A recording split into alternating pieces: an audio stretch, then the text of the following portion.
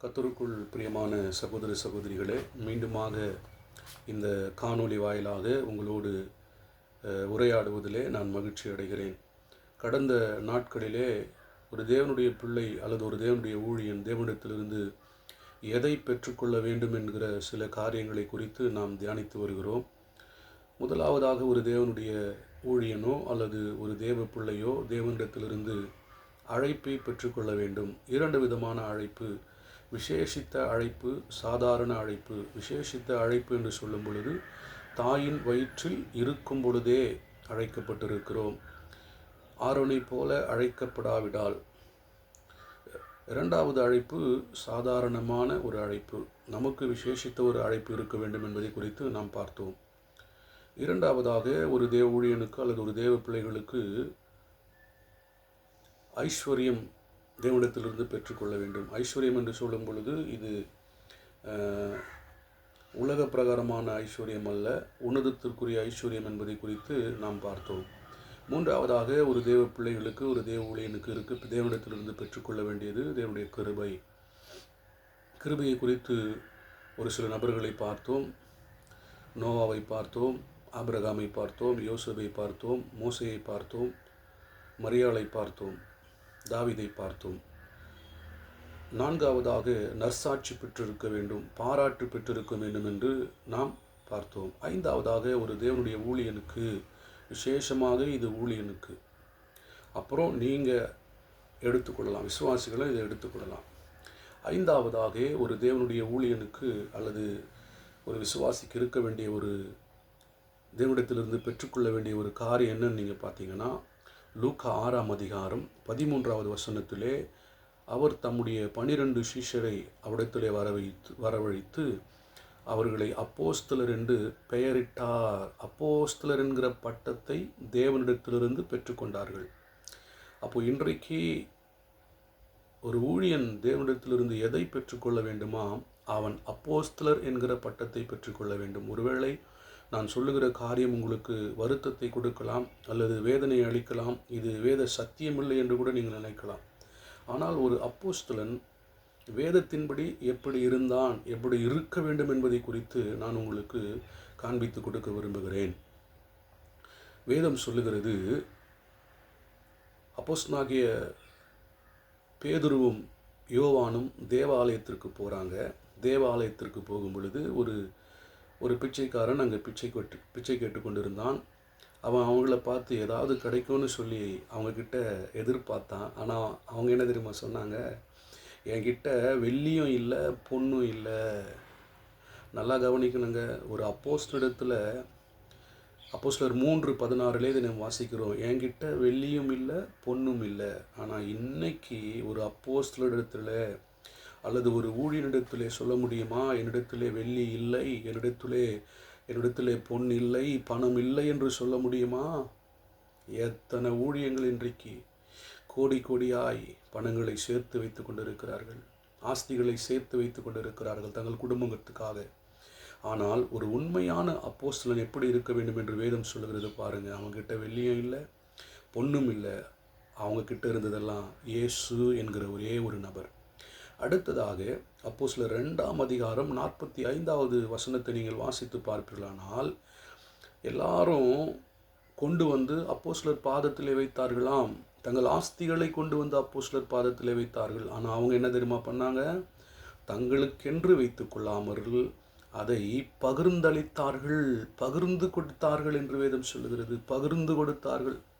அப்போ ஒரு அப்போஸ்தலன் என்று சொல்லும் பொழுது பகிர்ந்து கொடுக்கிற ஒரு அனுபவம் இருக்க வேண்டும். ஒரு ஊழியன் என்று சொன்னால் அவருக்கு பகிர்ந்து கொடுக்கிற அனுபவம் இருக்க வேண்டும்.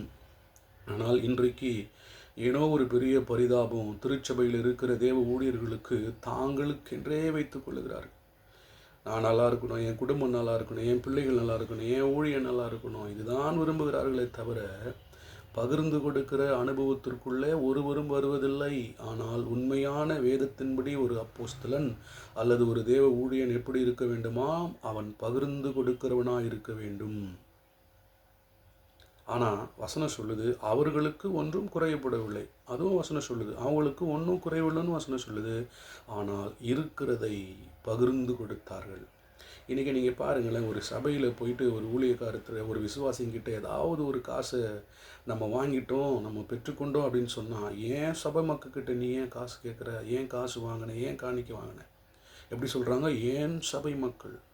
ஐயா, சபை என்பது தேவன் சம்பாதித்தது. விசுவாசிகள் என்பது தேவனால் உங்களுக்கு கொடுக்கப்பட்டது. ஆகவே ஒரு நாளும் பெருமை பாராட்டாதீங்க. ஏன் சபை, ஏன் மக்கள், ஏன் ஊழியன்னு சொல்லாதீங்க. நம்ம எல்லாரும் ஒரே எஜமானுக்கு தான் ஊழியம் செய்கிறோம். அப்போது இந்த அப்போஸ்தலருடைய வாழ்க்கையில் இருந்தது பகிர்ந்து கொடுக்கிற ஒரு அனுபவத்திற்குள்ளே அவர்கள் இருந்தார்கள். அடுத்ததாக நீங்கள் பார்த்தீங்கன்னா லூக்கா 9:1 அவர்களுக்கு வல்லமையும் அதிகாரமும் இருந்தது. இன்னைக்கு நம்ம அப்போஸ்தலர் அப்படி என்று சொன்னால் நமக்குள்ளே என்ன இருக்கணுமா, வல்லமையும் அதிகாரமும் இருக்கணும். என்ன வல்லமை? சத்துருக்களையும் தேள்களையும் மிதிப்பதற்கு அவர்களுக்கு சகல வல்லமையும் அதிகாரமும் கொடுக்கப்பட்டது. ஒன்றும் அவர்களை சேதப்படுத்துவதில்லை. லூக்கா 10:19 சொல்லப்பட்டிருக்கிறது, ஒன்றும் அவர்களை சேதப்படுத்தவில்லை. அப்போ அந்நிய வல்லமைகள், அந்தகார கிரியைகள் ஒரு தேவ ஊழியனை சேதப்படுத்தாது இருக்கணும். அவன்தான் வேதத்தின்படி, அவர்கள்தான் வேதத்தின்படி அப்போஸ்தலர்கள். இன்றைக்கு எத்தனையோ விதமான பிசாசின் கிரியைகளிலே, கட்டுகளிலே தேவ ஊழியர்கள் கட்டப்பட்டிருக்கிறார்களே. காரணம் என்ன? அந்த மனப்பான்மை, பரந்த ஒரு மனப்பான்மை இல்லை, பகிர்ந்து கொடுக்கிற ஒரு மனப்பான்மை இல்லை. ஆனால் வேதத்தின்படி வாழ்ந்த அப்போஸ்தலர்கள் அவர்கள் அப்படிப்பட்ட ஒரு அனுபவத்திற்குள்ளே இருந்தார்கள்.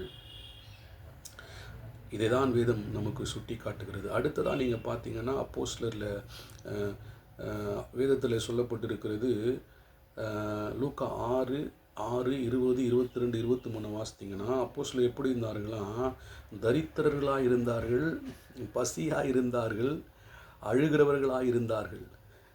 ஐயா, யோசித்து பாருங்கள், தரித்திரத்தில் இருந்தாங்க, பசியாக இருந்தாங்க, தாகத்தோடு இருந்தாங்க, நிர்வாணமாக இருந்தாங்க. ஆனால் இன்றைக்கி அப்படி நம்ம யாராவது இருக்கிறோமாங்க? இல்லைங்க. இயேசு கிறிஸ்துவுக்கு ஊழியம் செஞ்சிட்டாலே என்கிட்ட 1க்கு 2 கார் இருக்கணும், ஒரு 1000 2000 பேர் உட்கார்ற சபை இருக்கணும், நல்ல மியூசிக்கல் இன்ஸ்ட்ருமெண்ட் இருக்கணும், என் வீடு சொந்த வீடாக இருக்கணும், நல்ல மாடி வீடு பங்களா கட்டணும், இப்படி தான் நினைக்கிறோம். ஆனால் இவர்கள் வேதத்தின்படி வாழ்ந்த அப்போஸ்தலர்கள் தரித்திரத்திலும், வறுமையிலும், பசியிலும், பட்டினியிலும், கண் விழிப்பிலும், கண்ணீரிலும் இருந்தார்கள் என்று வேதம் நமக்கு கற்றுக் கொடுக்கிறது. எனக்கு அருமையான கர்த்தருடைய பிள்ளைகளே, கர்த்தருடைய ஊழியக்காரர்களே, இதுதான் ஒரு அப்போஸ்தலனுக்குரிய அடையாளம் என்று வேதம் நமக்கு தெளிவாய் கற்றுக் கொடுக்கிறது. ஆறாவதாக, ஒரு தேவ பிள்ளையோ அல்லது ஒரு தேவ ஊழியனோ தேவனிடத்திலிருந்து எதை பெற்றுக்கொள்ள வேண்டும் என்று வேதம் சொல்கிறது. கலாத்தியர் 2:13, வெளிப்படுத்தல் 1:1. கலாத்தியர் 2:13, வெளிப்படுத்தல் 1:1. ஒரு தேவனுடைய ஊழியனோ அல்லது ஒரு தேவனுடைய பிள்ளையோ தேவனிடத்திலிருந்து வெளிப்பாடுகளை பெற்றுக்கொள்ள வேண்டும். ரொம்ப தெளிவாக வசனம் சொல்லுது, வெளிப்பாடை தேவனிடத்திலிருந்து பெற்றுக்கொள்ள வேண்டும். யூடியூப் மூலமாக அல்ல, தீர்க்க தரிசனம் மூலமாக அல்ல, ஏதோ ஒரு யூடியூப்பில் கேட்குற மெசேஜினால் அல்ல. இதெல்லாம் நமக்கு ஒரு அவசியம். நம்முடைய ஆவிக்குரிய வாழ்க்கைக்கு இதெல்லாம் தேவை. யூடியூபில் மெசேஜை கேட்குறது, பாடல்களை கேட்குறது, தீர்க்க தரிசனம் கேட்குறது, இதெல்லாம் வேணான்னு சொல்லலை. ஆனாலும் அதன் மத்தியிலே ஒரு தேவனுடைய ஊழியனும் ஒரு தேவ பிள்ளையும் வெளிப்பாடை தேவனிடத்திலிருந்து பெற்றுக்கொள்ள வேண்டும். அதுதான் அப்போஸ்தலனாகிய பவுல் சொல்லுகிறார், நாங்கள் தேவனிடத்திலிருந்து பெற்றுக்கொண்டோம், தேவனிடத்திலிருந்து பெற்றுக்கொண்டோம். வெளிப்பாடை கேளுங்க ஆண்டவர்கிட்ட. என்னை குறித்து, என் குடும்பத்தை குறித்து, என் ஊழியத்தை குறித்து, என் பிள்ளைகளை குறித்து, என் வாழ்க்கையை குறித்து என்ன வெளிப்பாடு நீங்கள் வச்சிருக்கிறீங்க ஆண்டவரேன்னு அவர்கிட்ட கேளுங்க. அவர் நிச்சயமாய் நமக்கு வெளிப்படுத்துவார், நிச்சயமாக வெளிப்படுத்துவாருங்க. ஏன்னா தம்முடைய ஊழியக்காரனுக்கு ஒன்றையும் அவர் மறைத்து வைக்கலை. ஆபிரகாமுக்கு ஒன்றையும் அவர் மறைக்கலைங்க. அவர் எதெல்லாம் செய்ய போகிறாரோ அதெல்லாம் அவனுக்கு வெளிப்படுத்தினார். இன்றைக்கு நமக்கு ஆண்டவர் அப்படி தான் சொல்கிறாருங்க, வெளிப்பாடை நீ பெற்றுக்கொள்ள வேண்டும். கடைசி குறிப்பு, 7வது குறிப்பு, ஒரு தேவ ஊழியன் அல்லது ஒரு தேவ பிள்ளை எதை பெற்றுக்கொள்ள வேண்டும்? 2 தீமோத்தேயு 4:8-7, வெளிப்படுத்தல் 22:11-12, 1 தீமோத்தேயு 4:8-7, வெளிப்படுத்தல் 22:11-12. ஒரு தேவ ஊழியன் அல்லது ஒரு தேவ பிள்ளை தேவனிடத்திலிருந்து கிரீடங்களை பெற்றுக்கொள்ள வேண்டும். எனக்கு அருமையான கர்த்தருடைய பிள்ளைகளே, அப்போஸ்தலனாகிய பவுல் 1 கொரிந்தியருக்கு எழுதும்போது எழுதுகிறார். என்ன சொல்கிறாருன்னா, நீங்கள் ஓடுங்க, பெற்றுக்கொள்ளத்தக்க ஓடுங்க. ஆம், எதை பெற்றுக்கொள்ள வேண்டும்? அதான் தீமோத்தேயுக்கு எழுதும்போது சொல்கிறார், நான் கிரீடங்களை பெற்றுக்கொள்ள வேண்டும். ஆம், எனக்கு அருமையான கர்த்தருடைய பிள்ளைகளே, இந்த உலகத்தில் நம்ம செய்கிற ஒவ்வொரு வேலைக்கும் ஒரு கூலி என்ன தெரியுமா? பரலோகத்தில் போனால் அதற்கு தக்கதான கிரீடங்களை கர்த்தர் நமக்காக வைத்திருக்கிறார். இந்த உலகத்தில் கொடுக்கக்கூடிய கிரீடங்கள் எல்லாம் அது அழிந்து போகக்கூடிய கிரீடமாக இருக்கிறது. ஆனால் அழியாத கிரீடத்தை தேவன் நமக்கு கொடுக்க விரும்புகிறார். யோசித்து பாருங்கள், இன்றைக்கி மரித்து போன பரிசுத்தவான்கள் எல்லாம் யோசித்து பாருங்கள். டிஜே செய்ய எடுத்துக்கொள்ளுங்க, கிரீடத்தை நிச்சயமாக பெற்றுக்கொள்வார். நான் அநேகரை சொல்லிக்கொண்டே இருக்கலாம். அவங்கெல்லாம் தேவ சமூகத்தில் தேவனுடைய கிரீடங்களை பெற்றுக்கொள்வார்கள். நாம் பெற்றுக்கொள்ள முடியுமா? ஆனால் பெற்றுக்கொள்ள வேண்டும். பெற்றுக்கொள்ள வேண்டும் என்பதை தான் தேவன் நம்மிடத்தில் விரும்புகிறார். எனக்கு அருமையான கர்த்தருடைய பிள்ளைகளே, ஆகவே இந்த வருடத்தில் அநேக வாக்குத்தத்தங்கள் உங்களுக்கு கொடுக்கப்பட்டிருக்கலாம். ஆனால் நான் தேவனிடத்திலிருந்து எதை பெற்றுக்கொள்ள வேண்டும்? எதை பெற்றுக்கொள்ளப் போகிறேன்? அழைப்பை பெற்றுக்கொள்வேனா? ஐஸ்வர்யத்தை பெற்றுக்கொள்வேனா? கிருபையை பெற்றுக்கொள்வேனா? பாராட்டை, நற்சாட்சியை பெற்றுக்கொள்வேனா? அப்போஸ்தலர் என்கிற பட்டத்தை பெற்றுக்கொள்வேனா? வெளிப்பாடை பெற்றுக்கொள்வேனா? கிரீடங்களை பெற்றுக்கொள்வேனா? பெற்றுக்கொள்ள வேண்டும். அதை தான் கர்த்தர் விரும்புகிறார். தொடர்ந்து உடைய ஊழியத்திற்காக நீங்கள் ஜெபித்துக் கொள்ளுங்கள். தொடர்ந்து இப்படிப்பட்ட சத்தியங்களை தேவனிடத்திலிருந்து நாம் கற்றுக்கொள்ள வேண்டும். அதற்காக ஜெபித்துக் கொள்ளுங்கள். தயவு செய்து சப்ஸ்கிரைப் பண்ணாத தேவ பிள்ளைகள், நீங்கள் சப்ஸ்கிரைப் பண்ணும்படியாய் இயேசுவின் நாமத்திலே உங்களை அன்போடு நான் கேட்டுக்கொள்கிறேன். கர்த்தர் உங்களை ஆசீர்வதிப்பார். ஆமென்.